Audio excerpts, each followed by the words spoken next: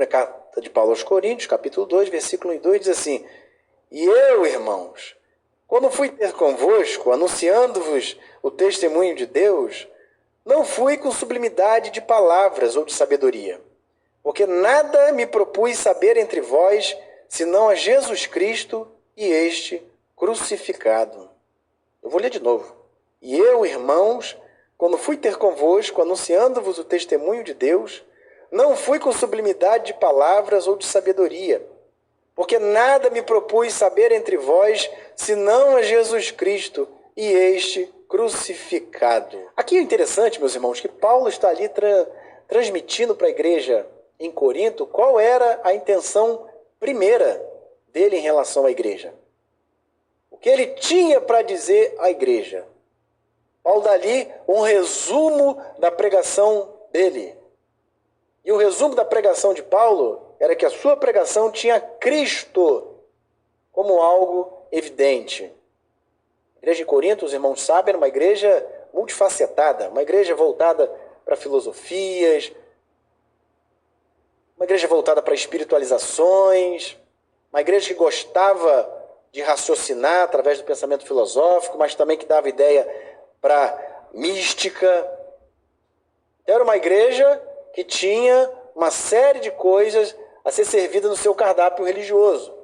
E Paulo está dizendo, olha, independente dos cursos filosóficos, independente de ideias espiritualistas, independente de mística, independente de toda e qualquer coisa, a minha pregação consiste em o quê? Em Cristo e este crucificado. Tudo a ver com esse ponto tão importante da reforma, solos Cristo, somente Cristo. Porque se a gente coloca Cristo, se essa cruz de Cristo está cravada no meu e no seu coração, a gente não olha nem para a esquerda, nem para a direita, a gente não desvia, porque o conteúdo de fé e o conteúdo da nossa mensagem é Jesus e este crucificado. A gente tem uma linha mestra, temos um caminho a palmilhar. E esse caminho diz respeito a Jesus, é o caminho da cruz, que não nos deixa enganados, que não nos deixa confundidos, mas tudo é mostrado e demonstrado com clareza. Para Paulo, a tônica da sua pregação era essa. Hoje, a gente vive num tempo moderno em que a igreja quer dialogar com o mundo. E nesse diálogo com o mundo, muitos estão abrindo mão de valores caros ao evangelho. A gente não quer dialogar, muitas vezes a gente quer se igualar. E no afã de sermos assim, politicamente corretos, a gente acaba abrindo mão de coisas que nós não devemos abrir mão. E por incrível que pareça, há pessoas aí no mundo que querem e precisam de uma resposta. E há pessoas no mundo completamente afastadas do Senhor que entendem que a igreja tem uma resposta. Eu converso com pessoas não crentes que estão admiradas que como a igreja tem dado certas respostas em conluio, em casamento, em matrimônio, com o mundo. Falando quase que o mesmo discurso, julgando quem pensa diferente como intolerante ou fundamentalista, mal sabendo o que significa até um fundamentalista. Historicamente, na história da teologia, o fundamentalismo não tem nada a ver com o que essas pessoas têm falado. E na ideia de abraçar as pessoas, vão colocando essas pessoas na mesma condição, não dando a elas a oportunidade de serem transformadas por Jesus. São pessoas que estão sendo lançadas na cova e elas mesmas jogam areia, terra sobre essas pessoas, sepultando almas. Nessa de se abrir para o mundo e diluir a mensagem. Hoje é uma mensagem, em algumas igrejas, muito diluída do Evangelho. Não se fala de arrependimento, não se fala de pecado, não se fala de se voltar para Deus, não se fala de ser chacoalhado por Deus, de mudança comportamental, moral, espiritual, de ressurreição da própria vida. Hoje não se fala nisso. Para se ganhar popularidade, absurdos são feitos em nome de Deus, em nome de Jesus. E usam até Jesus. Olha, Jesus não era assim, Jesus não pensava assim. Usam textos bíblicos e aí estão os piores seres, porque eles usam a Bíblia para apresentar algo que a própria Bíblia não diz. E Paulo está dizendo, olha, numa igreja tão próxima do mundo, com costumes tão mundanos, tão tomada de secularismo como era a igreja de Corinto, Paulo diz, olha, a minha mensagem tem uma centralidade, a minha mensagem tem uma linha mestra. É Jesus e este crucificado. Para Paulo, sola Christus. Só Jesus que importava. E a pregação do apóstolo vai girando em torno disso. É de Jesus para os ouvintes, é de Jesus para a igreja. É Jesus que fala, é Jesus que é a voz.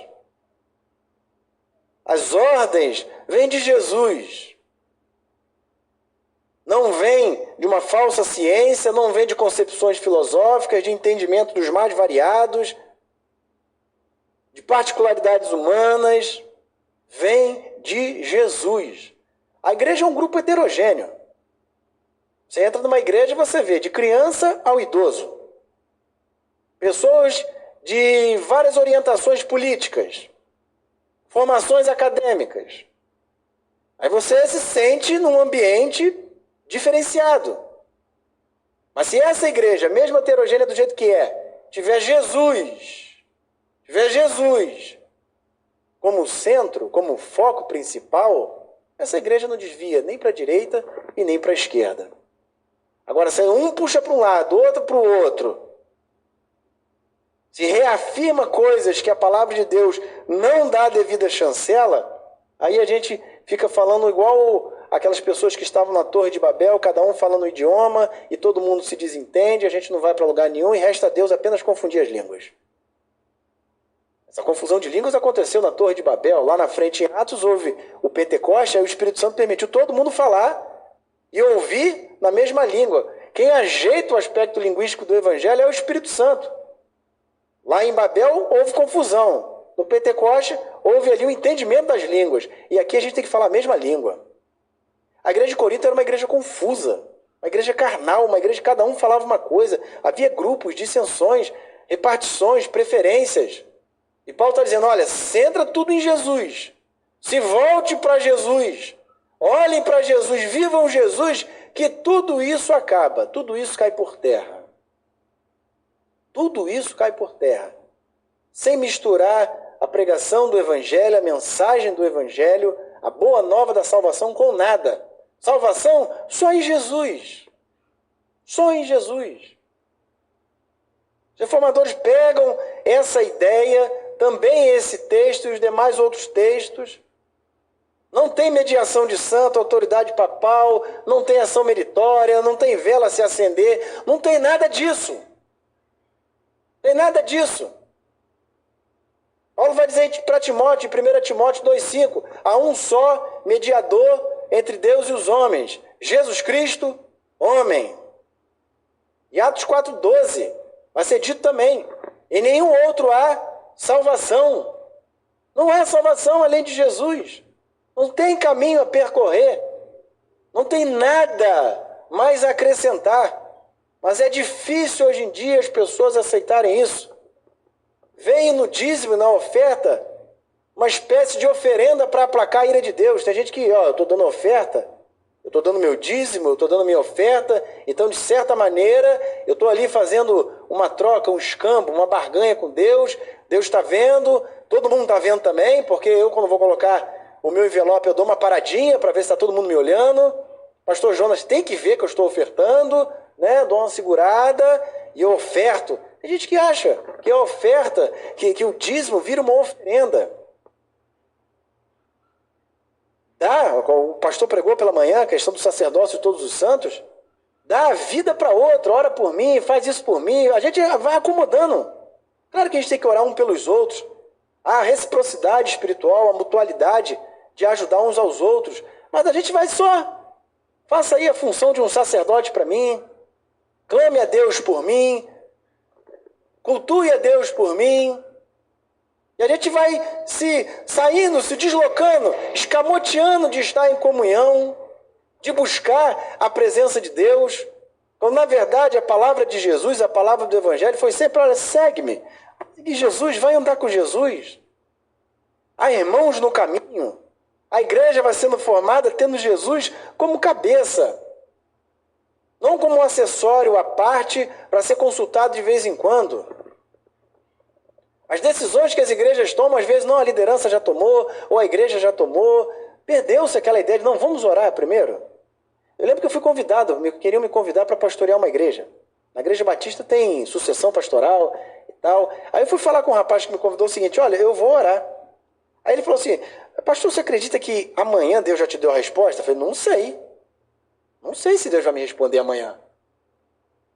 Pastor, mas aí a gente tá um pouco de pressa, então se o senhor vai orar, um dia que ele queria, né, me dar de prato, se a gente vai orar, então, falei, meu amigo, então é melhor nem entrar nessa sucessão. Melhor nem entrar nessa sucessão, porque se vocês não estão levando isso a sério, se perguntar para o Senhor, orar para o Senhor, é algo banal, secundário, às vezes oração significa até uma forma de assumir a derrota. Tem gente que faz isso, eu não posso fazer nada, mas então eu vou orar. Posso te ajudar em nada, mas eu vou orar. Como se a oração fosse uma perda de tempo. E para muita gente é. Eu não posso fazer nada. A única coisa que me resta é orar. A gente perde um pouco o tato de coisas importantes e espirituais. Porque se fala em Jesus, somente Jesus, a nossa conexão, a nossa união com Cristo é através da oração, é através de uma vivência sincera, de uma introjeção do Espírito Santo de Deus em nós, para que a gente tenha intimidade, comunhão com o Senhor.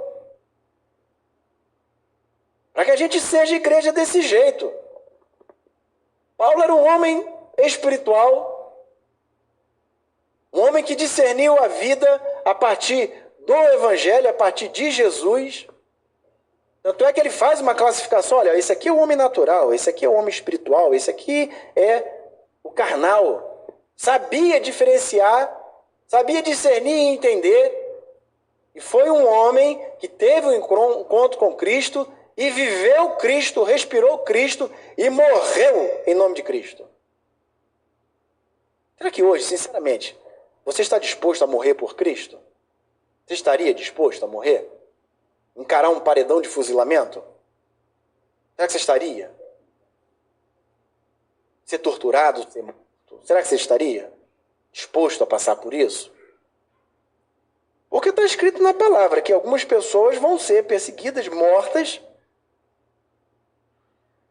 Você está disposto na sua faculdade a ser detonado por você ser cristão? Você está? De ouvir um professor incrédulo ou um amigo de cadeira falar algo e você ali, em nome do seu diploma e da sua formação, você fica quieto, como a maioria fica. Tem gente que passa pela faculdade e ninguém sabe que o cara era cristão.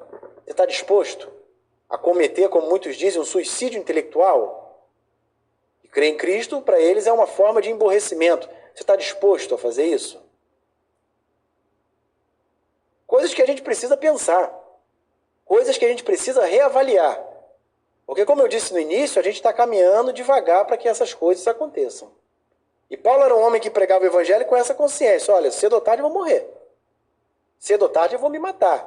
Porque o evangelho é intragável para muitas pessoas, para muitas instituições, para muitas estruturas. O evangelho é intragável. Não tem como aceitar o evangelho. Salvo se a gente diluir ou fizer uma dieta daquilo que o evangelho é e da representatividade de Jesus para nós. Para aqueles que não vivem uma fé nominal, aqueles que vivem a fé em Jesus literalmente. E quando Paulo está falando aqui, e eu, irmãos, quando fui ter convosco, anunciando-vos o testemunho de Deus. A palavra testemunho no grego é martiria. Palavra que dá origem a outra palavra, mártir. O mártir é aquele que morre em nome de uma causa, não é? Paulo está dizendo, olha, eu fui dar o testemunho de Deus. A gente acha que testemunha é uma pessoa que depõe um processo, a ideia que a gente tem. É uma pessoa que, não, eu ouvi. Só que testemunho para Paulo é muito mais profundo. É aquele que fala algo e está disposto a morrer por aquilo. E morre de fato. Se torna uma testemunha de corpo e de alma. De corpo, refletindo nas palavras de Jesus, que diz, olha, não temam esses, porque eles podem matar até o corpo, mas a alma, tem que temer aquele que pode jogar a alma e o corpo no inferno. Então, testemunho Para Paulo, é nessa condição. Eu fui anunciando, eu fui proclamando a vocês o testemunho de Deus. E qual é o testemunho de Deus? É Cristo. Não foi Deus que mais deu testemunho de Cristo? Foi Deus. Jesus é batizado, eis meu filho amado, em quem me comprazo. Jesus ouve uma voz, um trovão na conversa com os gregos, e Deus testemunhou a respeito de Jesus. O testemunho de Deus é Jesus. Quando os judeus apertaram Jesus, Jesus diz assim, olha, o testemunho de uma e duas pessoas só que vocês dão valor, então meu Pai dá testemunho de mim. E eu testifico das palavras dele, que são palavras de verdade. O testemunho de Deus é Jesus. Quando Deus envia Jesus, tudo que é feito a respeito da salvação é Deus como testemunha maior do seu Filho. Aí entra todo o aspecto trinitário, todo o exame acurado da Trindade. A Trindade é assim, o Pai dá testemunho do Filho, e o Filho testemunho do Pai, e o Espírito Santo dá sequência a todos esses testemunhos. E Paulo está dizendo, olha, eu como cristão e vocês como igreja, tem que despertar para isso. Olha, a razão de ser da gente é dar testemunho de Deus. E não é apenas polidez comportamental. Olha, eu me comporto como crente, eu falo como crente, eu tenho um linguajar próprio. Mas Paulo está dizendo que não, é a vida. É algo que vai ali exalando dos poros. Em silêncio testemunha.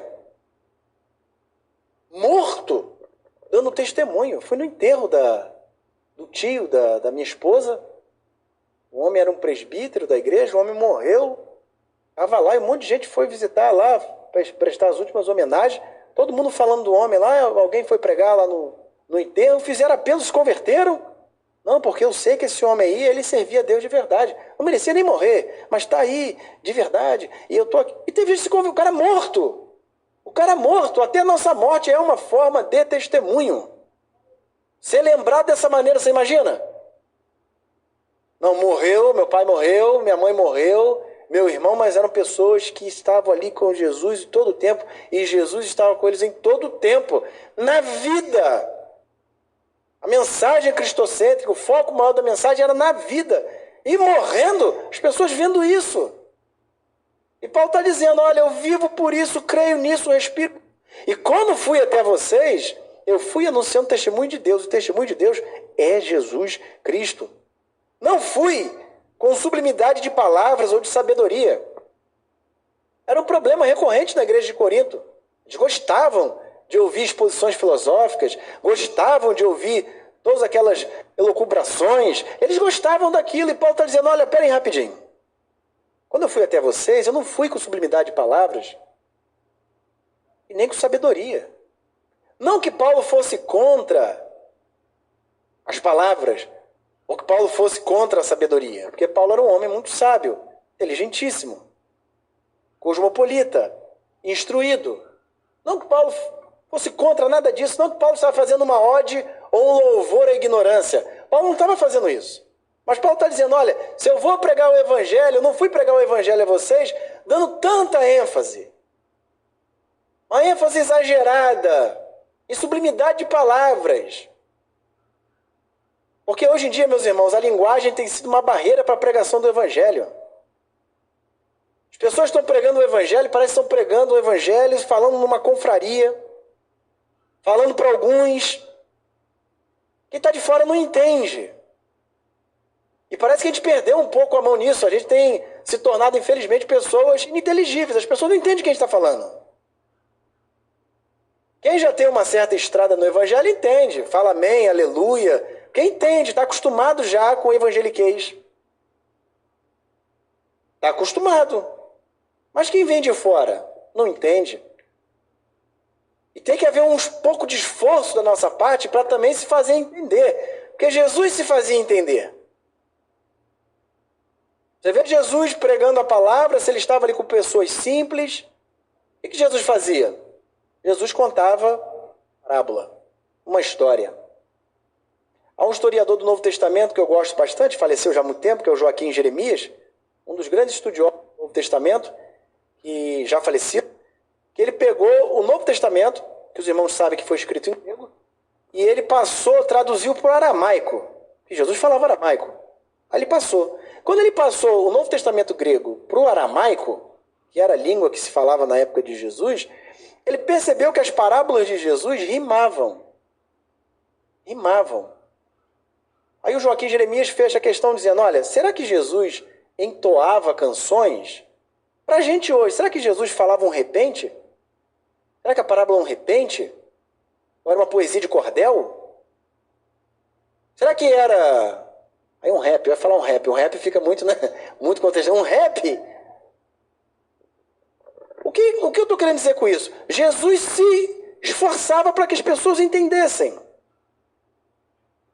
A linguagem era assim, fosse rimando. Quem aqui não aprende cantando? Quem aqui não grava as coisas quando, de certa maneira, ele apresenta um certo sentido? Jesus se preocupava na transmissão da palavra. Quem mais reclamou de não entender Jesus foram os religiosos, foram os fariseus. Não entendiam Jesus. Mas Jesus era entendido por aqueles gentios, pelos pecadores, pelos desvalidos. Para os que não tinham nada, eles entendiam. E Jesus ainda dizia, olha, esses, em relação a vocês, judeus, esses antecipadamente vão até o reino de Deus. Vocês não vão ainda impedem eles de chegarem lá. A linguagem de Jesus era uma linguagem dessa maneira. Quando ele estava em pessoas de conhecimento elevado, Jesus também sabia se portar. E falava de maneira que eles entendessem. Aqui Paulo está dizendo, já sabia que era uma igreja dessa maneira. Viciada em boa linguagem. Viciada em filosofia. Embevecida com essas coisas. Aí Paulo, olha, eu não fui com sublimidade de palavras. Paulo não era contra a eloquência. Paulo não era contra o bom pensar. Paulo era contra essas coisas como barreiras para que a mensagem fosse pregada. Ele era contra isso. A gente precisa ser inteligível, as pessoas precisam nos entender. Pedir o auxílio do Espírito Santo para que isso aconteça. Ser claro. Você é claro quando fala? As pessoas te entendem? Você já teve essa experiência? Eu tive uma experiência aqui na IPRO, há muito tempo atrás. A primeira vez que eu vim aqui foi em 2014. Então já sou aí, eu sou um pastor colaborador, tem 6 anos aí, né? 6 anos. 6 anos aqui na IPRO já. Eu lembro uma vez que a gente foi num sítio, eu não lembro onde era o sítio. Vocês lembram, a maioria do pastor Jonas também estava lá. Foi em Cachoeira e Macacu, não sei. Aí foi uma vigília. Foi uma vigília. E ali, não foi uma vigília. A gente foi até a madrugada dando um estudo bíblico lá na época. Aí pergunta, aquela coisa toda. E eu lembro que quando acabou, um grupo de crianças me procurou e conversando comigo e me questionando as coisas. Não, você falou isso. E as crianças colocando a mão no queixo, me questionando. Me embarreiraram as crianças, me botaram na parede, me perguntando uma série de coisas. Por um momento, antes da minha cabeça centelhar algo, uma resposta, eu fiquei muito feliz com aquilo. Por quê? Porque despertou interesse nas crianças. Nas crianças. Quando eu estava no Pará, a mesma coisa. Eu tive a mesma experiência lá no Pará. Juntou um grupo de crianças ao meu redor, uma espécie de culto infantil, e ali as crianças me perguntando o que eu tinha acabado de pregar, me perguntando, e eu tive a mesma sensação que eu tive nesse sítio com a IPRO. Eu fui compreendido. O absurdo maior também aconteceu comigo no Pará. Eu acabei de pregar, um surdo veio me falar comigo. Veio cheio de sinais e me quebrou. Aí me quebrou. O que é um erro meu, que é um erro nosso. A gente tem que aprender. Né? A gente tem que aprender Libras, a gente tem que aprender isso. Mas aí o surdo veio me perguntar uma série de coisas e ele, fazendo todo aquele gestual, eu fui salvo por uma irmã que lá estava, que era especializada nisso. E o homem discutindo a mensagem comigo, porque ela estava fazendo a tradução para ele ali. E ele perguntando, questionando, eu falei, rapaz, a que ponto eu cheguei? Estou numa discussão bíblico-teológica com um surdo. E a Bíblia diz, quem tem ouvidos o quê? Ouça o que o Espírito diz às igrejas. Me fazendo entender que tem gente que goza de boa saúde auditiva, mas não ouve. E aquele surdo ouviu, porque alguém traduziu, ele entendeu, ele discerniu, questionou. Queria saber como que eu cheguei até onde que eu cheguei naquela mensagem. Qual foi o caminho trilhado? O porquê? E ele foi dizendo que entendeu para mim a maioria das coisas. Tirou uma dúvida, no final ele disse, agora para mim faz sentido. Não que ele falou, né? Ele fez os sinais, para mim faz sentido. Eu fiquei feliz. Como igreja do Senhor, a gente tem que ter a mesma vontade de ser compreendido. A mesma vontade. As pessoas precisam nos entender. Pastor, isso é rebaixar o conteúdo da mensagem? De maneira alguma. Pelo contrário, aqui a gente está para lançar, para alavancar pessoas. Se você não entende, a gente explica para você entender. Para você crescer. E com a graça de Deus, você está já explicando também. Esse fenômeno espiritual acontece quando há uma abertura nos nossos corações para a atuação do Espírito Santo de Deus. Aí Paulo vai dizer, porque nada me propus saber entre vós, senão a Jesus Cristo e este crucificado. Paulo toca num ponto importantíssimo na sua teologia, e na minha e na sua teologia, que é a obra redentora de Cristo. A obra redentora de Cristo. É o foco principal da nossa mensagem. O foco principal, a gente prega isso. A gente não se detém, tal qual a igreja romana no passado, e ainda hoje se detém num Cristo ainda crucificado, ensanguentado, enfraquecido, costelas aparecendo. Me faz lembrar aquela história que eu já contei aqui para vocês. Eu era uma criança, minha mãe muito católica, minha mãe ganhou uma imagem enorme, botou lá em cima do armário de casa, e eu jogando bola dentro de casa, dele uma bolada, a bola bateu na parede, pum, derrubou a estátua da minha mãe, quebrou tudo. Minha mãe, na hora, veio para me bater, ela me conta isso até hoje. Quando ela veio para me bater, eu fui, me encolhi todo, eu falei assim, mãe, se ele é Deus, por que ele não se defendeu? Olha, minha mãe contou isso até hoje. Se ele é Deus, por que ele não se defendeu? Minha mãe não me bateu. Não me bateu. E ela sempre foi falando disso. Douglas, quando você falou aquilo, eu nunca tive a impressão que tinha dito algo maravilhoso. Só o fato de não apanhar, para mim, já foi grande coisa. Eu não apanhei, eu me defendi. Se ele é Deus, por que ele não se defendeu? Que a imagem ainda congelada é essa, de um Cristo preso, moribundo, vencido, e se faz ali algo para rememorar esse momento. Mas não, eu creio no Cristo que rompeu, ressuscitando, vencendo a morte, sofreu com o objetivo. Teólogos modernos vão dizer, olha, Jesus não obteve êxito, Jesus fracassou, foi uma decepção de Jesus. Jesus pensava uma coisa e outra aconteceu. Não creio nisso não. Eu creio em um Cristo que se entregou voluntariamente, venceu, ressuscitou, está sentado à direita do Pai, está alimentando e sustentando a igreja e que vai voltar para nos buscar. Vai voltar para nos buscar. O que está acontecendo agora, esse coronavírus, esse vírus aí, não é nada para o que vai acontecer ainda no mundo. O que vai acontecer no mundo ainda tem muitas coisas, meus irmãos. Agora, o grande milagre é eu e você não desesperar, mas crer. Não desesperar, mas crer. Eu conversei com muitas pessoas me procurando via WhatsApp, conversando comigo e tal. Eu vejo crentes desesperados, há um número muito grande de crentes em depressão por conta disso. A situação é séria, meus irmãos. Pastor, o que a gente faz com essas pessoas? É falta de fé delas? Não, essas pessoas precisam ser ajudadas por nós. Temos que visitá-las, temos que ligar para elas, mas tem gente alarmada e tal. Já conhecemos o enredo e sabemos que no final, o que vai acontecer no final? A gente precisa voltar novamente a essa pregação da obra de Jesus, uma obra redentora que permeou toda a teologia dos reformadores. Para aqueles homens falarem, olha, somente Cristo, é porque era somente Cristo. Eles não estavam de brincadeira. Eles não estavam de brincadeira. E quando Paulo fala isso para aquela igreja, ele também não estava de brincadeira. Paulo está dizendo, olha, eu fui dar testemunho. E nesse testemunho eu anunciei o testemunho de Deus. Eu não queria nenhuma interferência nessa mensagem, então eu evitei palavras muito rebuscadas, muito elitizadas. E se eu quero saber de alguma coisa, se tem algo que vai nortear o meu caminho, fundamentar o meu pensamento, é Jesus e este crucificado. A A mensagem da cruz precisa ser novamente ressuscitada em nossos púlpitos. Olhar para aquilo que Jesus fez. Pregar isso e o que ele pode fazer. Um grande desafio para o pecador que está ouvindo, ele sabe que ele não pode fazer nada. Ele nunca vai aplacar a ira de Deus, porque a ira de Deus já foi aplacada em Jesus, na cruz do Calvário.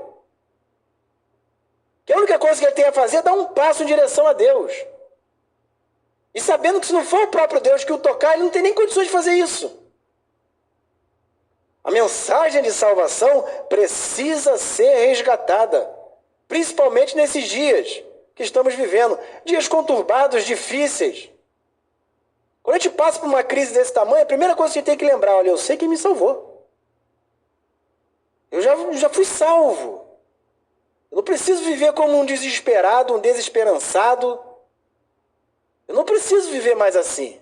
Mas se eu confiar em Jesus, em Cristo, somente Cristo, mesmo na dor, mesmo no sofrimento, mesmo no revés, ali, Cristo vai me tranquilizar, me consolar e me pôr de pé novamente. Amém, irmãos?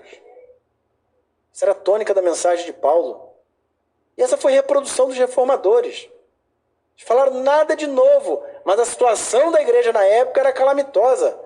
E hoje a gente está vivendo situação semelhante. Estão querendo fazer uma seleção espiritual. Não basta Jesus sozinho, é Jesus e mais 10.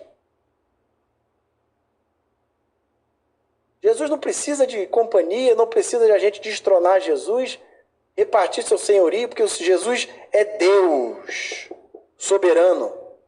E está tudo nas mãos dele.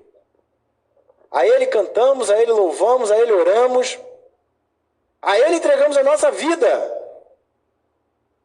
E se nós estamos aqui no dia de hoje, é porque ele assim o permitiu. Pastor, e aqueles que morreram por conta do Covid-19, do coronavírus, esses já estão com o Senhor, meus irmãos.